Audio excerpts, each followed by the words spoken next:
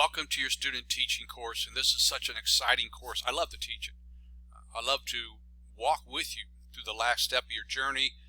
It's just a very exciting course for me to teach. I wanted to begin by giving a little preview of the course in week 1. And you know, it can also be a stressful time too. There's a lot of unknowns in here. And also you have me as your course instructor. You have your cooperating teacher as your mentor. And then you have a Grand Canyon supervisor. So there's plenty of people giving you advice.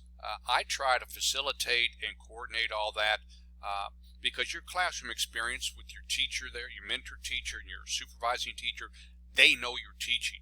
What I know is how you are progressing through the course and completing the assignments that we think are very necessary to complement your teaching. So the focus is on your classroom experience, but there are things to be done in this course.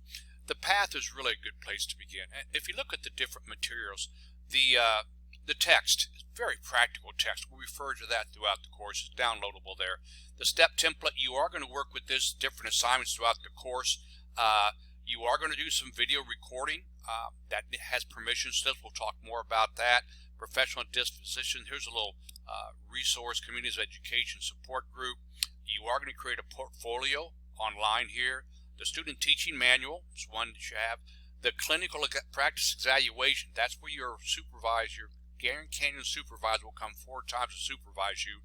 And then when you keep track of your log as well. The learning network, the certification, moral codes, those are important things as well. So there are 15 weeks, and there are 15 topics, 15 weeks. And each week you have a discussion, but only one discussion. Now the requirements are the same for discussions as any other Grand Canyon course that you respond to at least 3 others. I'll post that as well. Again, always look at the study materials. There's the textbook and some other things to look at and to help you. And the clinical practice evaluation one, you're not being evaluated your first week, but that will help you become familiar with it.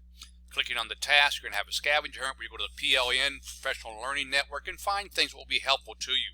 You also are going to show that you know how to set up your portfolio, and then there is one discussion question as well. It asks you to interview your cooperating teacher and mentoring.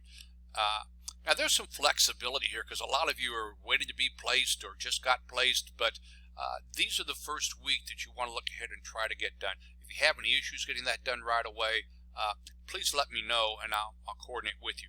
Now, each week is set up pretty much the same. Week 2, professional dispositions. Again, you kind of get to know about your own objectives, the own parameters of this. Learning goals, teaching and learning, teaching career preparation, classroom management, unit lesson planning, assessment data, reflections, assessment data literacy, professional goals, professional practice, ethical decisions, professional achievements, and clinical practice evaluation 4.